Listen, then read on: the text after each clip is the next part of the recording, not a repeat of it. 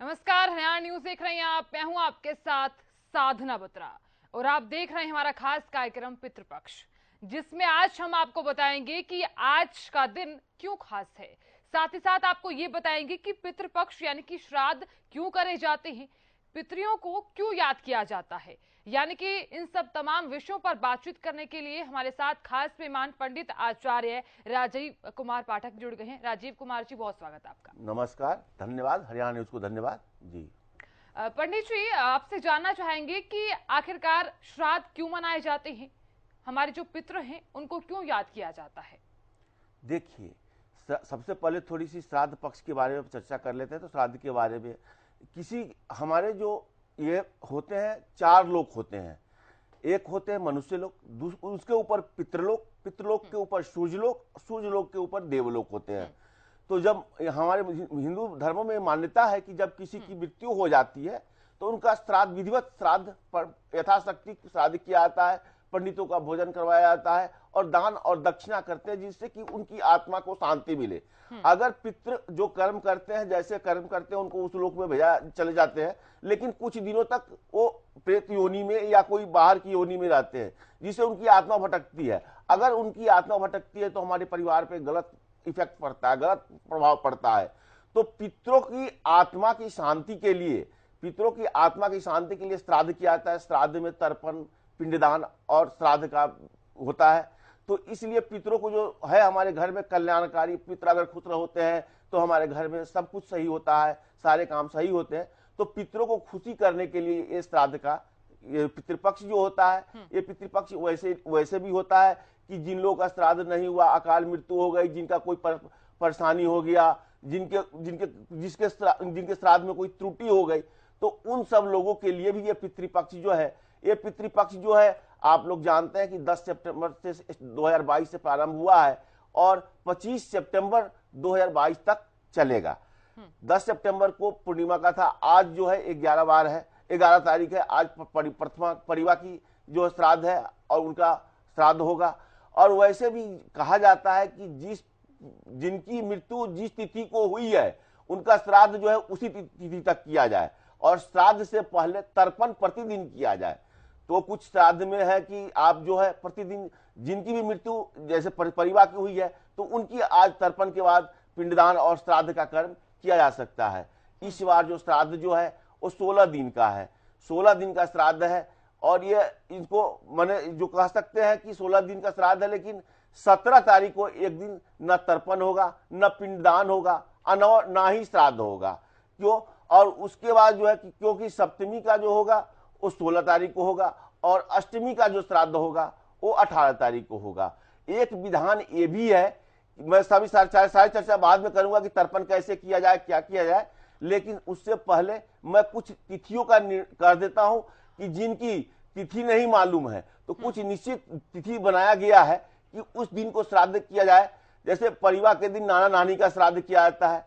पंचमी को जो होता है, पंचमी तिथि जो होती है, तो पंचमी तिथि को अविवाहितों का श्राद्ध किया जाता है। नौमी तिथि को सर्वमातृ कहते हैं, सर्वमातृ पक्ष श्राद्ध कहते हैं, सुहागिनों का श्राद्ध किया जाता है। और एकादशी को जो है, एकादशी को सन्यासियों का श्राद्ध किया जाता है। और जो है चतुर्दशी को जिनकी अकाल मृत्यु हुई है। अकाल मृत्यु कैसी होती है, कोई आत्महत्या कर लेते हैं किसी कारण, एक्सीडेंट से या किसी कारण से, जिनकी अकाल मृत्यु हुई है, उनको चतुर्दशी का श्राद्ध किया जाता है। और जो अमावस्या है, सर्वपितृ अमावस्या के नाम से जाना जाता है, जिनका किसी दिन श्राद्ध नहीं होता, तो वो सर्वपितृ अमावस्या के दिन उनका श्राद्ध किया जा सकता है। एक चीज और ध्यान रखने की चीज है, कि देखिए सबका जो है तर्पण जिस दिन मृत्यु हुई है उससे पहले प्रतिदिन तर्पण किया जाए और जिस दिन हुई है उस दिन पिंडदान और श्राद्ध करके योग्य ब्राह्मण को दान दक्षिणा भोजन करवा करके और उनका श्राद्ध किया जाए। और ये करके उनकी आत्मा को शांति मिलती है, जिससे हमारे घर में धन धान्य की वृद्धि होती है। लेकिन पिंडदान 2 आदमी का नहीं किया जाता है, बच्चों का और सन्यासियों का पिंडदान ना किया जाता है, ऐसा शास्त्रों में लिखा हुआ है जी। बिल्कुल पंडित जी, बात करें श्राद्ध करते वक्त क्या चीजें ध्यान में रखनी चाहिए, यानी कि क्या कार्य करने चाहिए और क्या कार्य नहीं करने चाहिए। देखिए, आपके क्वेश्चन को मैं थोड़ा कर लेता हूं कि श्राद्ध करने के समय पहले क्या करना चाहिए, कैसे करना चाहिए तर्पण, थोड़ा सा जो ये तर्पण वाली बात है मैं एक बार चर्चा कर लेता हूं, और क्या नहीं करने चाहिए इसके संबंध में भी मैं थोड़ी चर्चा कर लूंगा। देखिए, श्राद्ध करने के समय जैसा कि मैंने अभी चर्चा किया है कि श्राद्ध से पहले जिस दिन तिथि होती है, मृत्यु होती है, उसी तिथि को श्राद्ध करते हैं। लेकिन श्राद्ध से पहले जो है क्या होता है, प्रतिदिन तर्पण करते हैं। अब तर्पण करने की थोड़ी विधि का चर्चा मैं कर लेता हूं। सबसे पहले क्या करना चाहिए कि आप जैसे है कि सुबह उठ करके नित्य क्रिया से निवृत्त हो। देखिए, तर्पण और श्राद्ध का जो समय होता है वो दोपहर का शुभ माना जाता है। दोपहर के टाइम में जो श्राद्ध का तर्पण का जो है, इसके लिए अगर अच्छा देखते हैं तो रोहिणी योग और कुतुब योग एक मुहूर्त जो होता है, कुतुब मुहूर्त और रोहिणी मुहूर्त जो होता है, इसके लिए थोड़ा अच्छा माना जाता है। तो जो हम नित्य क्रिया से निवृत्त होकर के आप क्या करें, एक बर्तन में, अगर श्राद्ध कहाँ किया जाए, श्राद्ध देखिए घर, वैसे तो गंगा नदी के किनारे बहुत अच्छा है, इसका प्रभाव पड़ता है। गंगा नदी के किनारे, नहीं तो नदी नाला तालाब, नदी तालाब कहीं पे भी किया जा सकता है। घर में भी पानी लेके अगर कहीं नहीं व्यवस्था हो, मंदिर और गौशाला में भी किया जा सकता है इसका। और श्राद्ध का विशेष जो है 3 जगह का बहुत अच्छा महत्व है, बद्रीनाथ, हरिद्वार और क्या गया का नाम है, यहाँ पे करने से माना जाता है कि बहुत अच्छा श्राद्ध होता है। लेकिन सबसे पहले मैं थोड़ी सी चर्चा तर्पण के बारे में कर लेता हूं, जो अभी मैंने स्टार्ट किया था। तर्पण करने के लिए आप नित्य क्रिया से निवृत्त होकर के स्नान ध्यान करके साफ वस्त्र पहने। और एक बात ध्यान रखें, जिस दिन तर्पण करते हैं या श्राद्ध करते हैं तो उस समय तक आप कोई भी भोजन ग्रहण, अन्न ग्रहण ना करें तो ज्यादा अच्छा है। तर्पण करने के लिए आप क्या करें कि पानी ले, उसमें थोड़ा गंगाजल डालें और जौ, तिल और अक्षत, काला तिल का विशेष महत्व होता है जो है, और एक फल ले, सिक्का ले, कुछ मैंने द्रव्य ले, ये करके आप सबसे पहले देव तर्पण करना चाहिए। देव तर्पण जो है, आपका मुख जो है वो पूरब की तरफ होना चाहिए। पूरब की तरफ करके देवताओं को त्रिप्यंताम कह करके आप उनको, मतलब देव और ऋषि को वहां पे आप तर्पण कर सकते हैं। फिर उत्तर दिशा की तरफ मुख करके, अगर आप जनेऊ पहने हुए हैं तो कंठी कर ले, कंठी मतलब माला की तरफ पहन ले, माला की तरफ पहन करके जौ से, अक्षत से देवताओं को तर्पण करना चाहिए और जौ से मनुष्य ऋषि का तर्पण करना चाहिए। उनको भी त्रिपंताम कह करके उनको जो है तर्पण करना चाहिए। सबसे अंत में पितृ तर्पण होता है। पितृ तर्पण के लिए आप दक्षिण की साइड में मुख कर लें और अपने जनेऊ को उल्टा कर लें, मतलब कि जैसे दाहिने कंधे पे पहनते हैं तो बाएं कंधे पे पहन ले। और कुशा का विशेष महत्व है, कुशा का और मंत्र का इसमें विशेष महत्व है।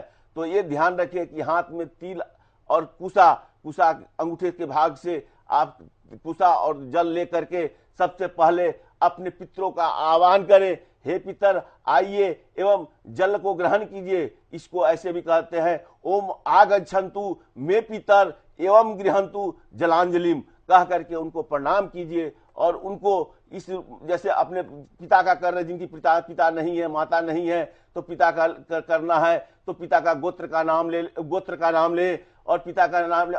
अस्मद पिता अमुक शर्मा के जगह पर पिता का नाम, वसुर उपस्थिताभिदंग तिलोदकंग तस्मै सुधा नमः, तस्मै सुधा नमः, तस्मै सुधा नमः, 3 बार उनको जल अर्पित करे। अंगूठे से, कुशे के अग्रभाग से उनको जल अर्पण करे। इसी तरह माता का होता है तो माता का नाम ले, अस्मद माता अमुक शर्मा, पहले गोत्र का नाम ले, माता अमुक शर्मा अमुक देवी, और वसुरूपास्तितामिदं तिलोदकं तस्यै सुधा नमः, तस्यै सुधा नमः, तस्यै सुधा नमः। तस्मै सुधा नमः कहने का मतलब, देखिए पुरुष के लिए कि हम कहते हैं तस्मै सुधा नमः, तस्मै सुधा नमः, तस्मै सुधा नमः, और स्त्री के लिए जो हम कहते हैं तस्यै सुधा नमः, तस्यै सुधा नमः, तस्यै सुधा नमः। और इस तरह से अपने दादा परदादा नाना नानी सबके अब करके आप उनको दे करके, और उसके बाद पितरों को प्रणाम करते हैं कि हे पितृ, हमसे जो गलती हुई है, हमारे परिवार से जो गलती हुई है, हमारे परिवार पर कृपा दृष्टि बनाए रखे।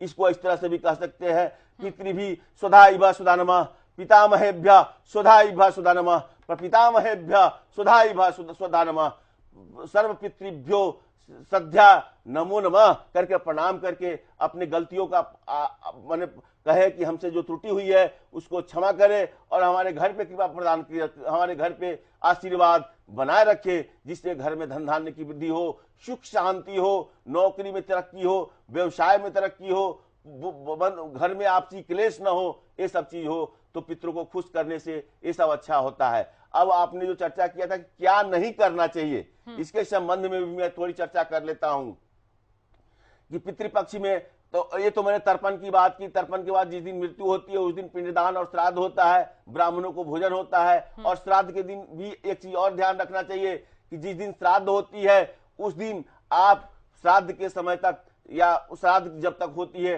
तब तक अन्न का ग्रहण ना करें। और ये भी सुनिश्चित करें योग्य पंडित से कि जो पंडित आए हुए हैं वो भी कोई ग्रहण ना किए हों। और पंडित का भी ये धर्म है कि जब श्राद्ध कराने जाता है तो श्राद्ध से पहले भी वो कोई अन्न ग्रहण ना करे, और श्राद्ध का भोजन करने के बाद भी उसके बाद भी जो समय बचता है उसमें भी वो कोई भोजन ग्रहण ना करें। इस बात का ध्यान रखें। और अब बात आती है कि क्या ना करें। सबसे बड़ी चीज है, देखिए श्राद्ध में मांगलिक कार्य और शुभ कार्य वैसे नहीं किए जाते हैं, नहीं करना चाहिए।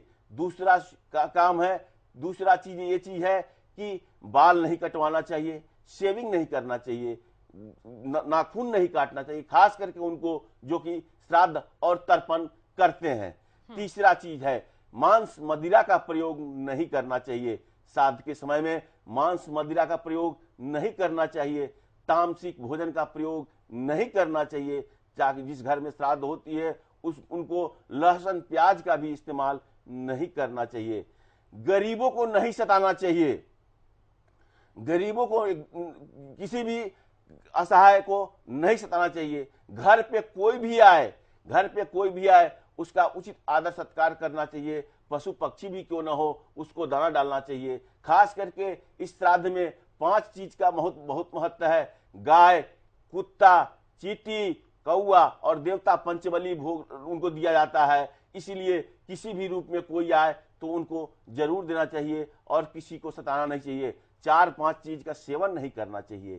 क्या 4-5 चीज है? लौकी है, खीरा है, जीरा है, सरसों का साग है, इत्यादि चीजों का आप उपयोग खाने में ना करें श्राद्ध पक्ष तक, तो ज्यादा अच्छा रहेगा। जी बिल्कुल पंडित जी आपने जिक्र किया है कि बाल नहीं कटवाने चाहिए, मांगलिक कार्य नहीं करने चाहिए। इसके पीछे की वजह क्या है? देखिए, आप देखते होंगे कि सूतक लगता है। जैसे कोई जन्म होती है या कोई मृत्यु होती है तो आपने देखा होगा कि सूतक लगता है।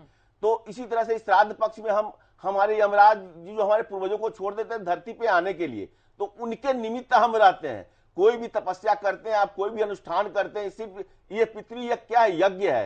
ये पितृ हमारे देवता के समान है। अब आप कहते हैं कि जब मैं कोई यज्ञ भी करता हूं तो मैं बाल नहीं कटवाता हूं, दाढ़ी नहीं। अगर किसी महामृत्युंजय का जाप कर दिया या कोई राहु का जाप कर रहा है या कोई पूजा कर रहा है, 9 दिन का नवरात्रा होता है, तो लोग कहता है कि बाल नाखून नहीं। ये एक यज्ञ है, इसमें एक ध्यान होती है, ये लिखा हुआ है शुरू से। तो इसलिए यह भी एक यज्ञ है। यज्ञ में हम क्या करते हैं कि न बाल कटवाते हैं, चाहे सूतक हो या यज्ञ हो, न बाल कटवाते हैं न दाढ़ी बनवाते हैं। हम उनमें तल्लीन होते हैं और देवताओं को, हमारे पितृ स्वरूप देवताओं को प्रसन्न करने के लिए ये सब काम करते हैं। और ये सारा ध्यान पितरों पे हो, इसलिए मांगलिक कार्य भी नहीं करते हैं। मांगलिक कार्य शुभ अलग अलग मुहूर्त होता है, तो मांगलिक कार्य जैसे गृह प्रवेश हुआ, शादी हुआ, मुंडन हुआ, इत्यादि चीज ये पितृपक्ष में नहीं करते हैं, क्योंकि मान के चलते हैं कि ये 15 दिन का समय जो है ये विशेष समय सिर्फ और सिर्फ पितरों के लिए है। जी बिल्कुल पंडित जी बात करें कि अगर किसी व्यक्ति की मृत्यु हो जाए तो कितने समय बाद ये श्राद्ध किया जाता है? देखिए, वैसे नियम है कि जब व्यक्ति की मृत्यु होती है तो व्यक्ति की मृत्यु होती है तो उसी समय से जो होता है, आपने कहा 13, बहुत अलग अलग जगह पे अलग अलग नियम होता है, हर जगह का अलग अलग होता है। लेकिन ये माना जाता है कि साधारणतः 10वें दिन पे नाखून और बाल कटवाया जाता है। जिनकी मृत्यु होती है उसको 9 केस के नाम पे भी लग जाता है। 11वें दिन को 11वें दिन को एकादशा का उसका भोजन और श्राद्ध किया जाता है। द्वादश दिन के लिए उनके द्वादशा का श्राद्ध और पिंडदान जो कुछ भी होता है भोजन कराया जाता है, सब लोग को भोजन कराया जाता है।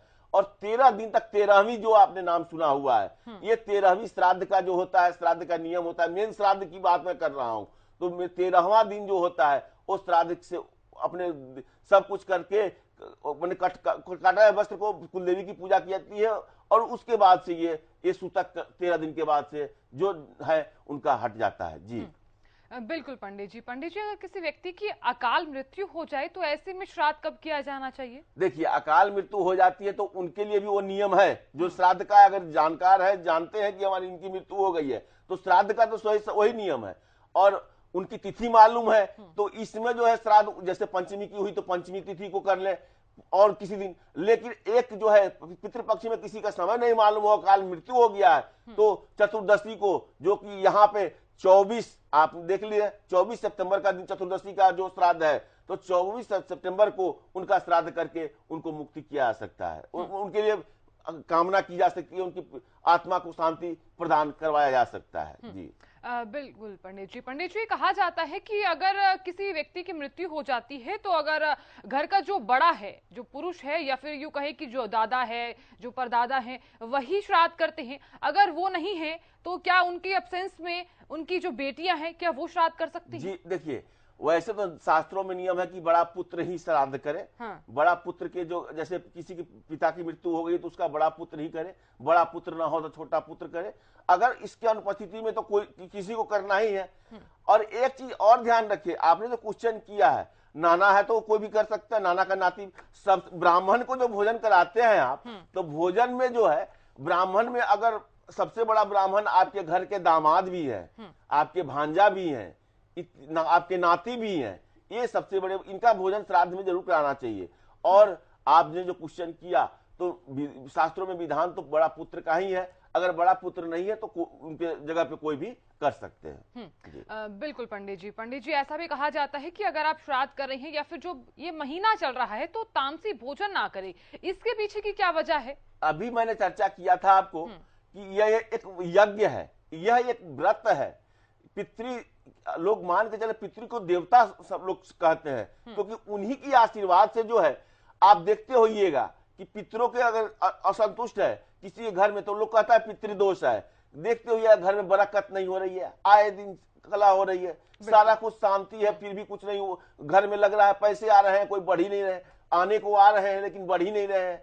ये सब चीज देखने, बच्चे कोई मांगलिक कार्य नहीं हो रहा है, मांगलिक कार्य में बहुत अड़चन हो जा रहा है। जो भी कार्य किए जा रहे हैं कुछ न कुछ अड़चन होकर के मांगलिक कार्य रुक रहा है, किसी को संतान होने में परेशानी हो रही है। तो इसलिए पितृ यह यज्ञ है। और जहां तक तामसिक, किसी भी आप यज्ञ में कोई तपस्या करते हैं, अपने इंद्रियों को नियंत्रण करके एकमात्र उनके तरफ ध्यान रखना पड़ता है। तो ये तामसिक भोजन से आदमी को मन चंचल है, आप जानते हैं मन चंचल होता है, तो अपने को एकाग्र करके पितृ की सेवा के लिए ही ये तामसी भोजन या जो कुछ भी कहा गया है, इसका मतलब है तप। तप मत से तपस्या बना है, तो इसीलिए ये तपस्या ही है पितृपक्ष। पितृपक्ष में सिर्फ क्योंकि 15 दिन कहा जाता है कि यमराज अपने अपने पितरों को अपने अपने मनुष्य स्थिति में अपने जगह पे अपने परिवार से मिलने के लिए भेजते हैं। वह किसी भी रूप में आपके घर से आ सकते हैं। ध्यान रहे कि इस पितृपक्ष के दौरान आपके घर पे कोई आए तो खाली ना लौटे। खास करके कुत्ता, गाय, कौआ इत्यादि चीजों का ध्यान रखें और इन लोगों का सेवा, और किसी का भी आप पशु पक्षी को ना सताएं, किसी को भी ना सताएं, क्योंकि पितर आपके देख रहे हैं, कर्मों के अनुसार से फल मिलता है। तो इसलिए ध्यान को एकत्रित करने के लिए तामसिक भोजन का प्रयोग नहीं किया जाता। शास्त्रों में ऐसा विधान शुरू से ही बनाया गया है। जी बिल्कुल पंडित जी। पंडित जी, बात करें किन गलतियों से ये पितृदोष लगता है? देखिए, अब आपने कहा किन गलतियों से, एक तो हमारे पूर्व जन्म से होते हैं, पूर्व जन्म से होते आ रहे हैं। अब पितृदोष किन किन का, अब देखिए, पितरों की आत्मा को शांति नहीं हुआ तो पितृदोष हो गया। अब पितरों की आत्मा की शांति क्यों? उनका समय पे श्राद्ध सही ढंग से नहीं हुआ, उनको लोग अपमानित किया जिंदगी भर अपमानित का। पितृ खुश नहीं है। कहा जाता है कि नाग देवता को भी नहीं मारना चाहिए। नाग देवता को जाने अनजाने में कोई मार देता है तो उससे भी पितृदोष लगती है। और पितृ अगर ना खुश है तो भी पितृदोष लगती है। और आपके कुंडली जो आपकी जन्म के समय में जो कुंडली बनती है तो उसमें भी कुछ पितृदोष बन जाते हैं। तो मैं थोड़ी सी चर्चा, 1-2 पॉइंट कर लेता हूं, उसकी चर्चा आगे किया जाएगा। तो एक थोड़ी चर्चा कर लेता हूं पितृदोष कुंडली में कैसे बन। सूर्य आपके पिता के कारक है और राहु अगर सूर्य को ग्रहण लगाते हैं तो ये एक तरह से माना जाता है कि पितृदोष। लेकिन इसका भी नियम है, त्रिकोण भाव, आपके कुंडली का त्रिकोण भाव, लग्न, पंचम और नवम पिता का स्थान है। अगर इसमें सूर्य के साथ राहु की युति या दृष्टि है तो आपको पितृदोष माना जाता है कि पितृदोष है। दूसरे ऐसे बहुत से कारण है, लेकिन ये भी समझ लीजिए कि लग्नेश, अगर लग्न का मालिक अगर कुंडली के 6ठे भाव, 8वें भाव, 12वें भाव में हो और राहु आपके लग्न में हो तो भी आपको पितृदोष होगा। अब वैसे तो 10वें भाव को भी पिता का कारक माना गया है, वो भी पीड़ित है तो भी पितृ, वैसे बहुत सारे कारण हैं।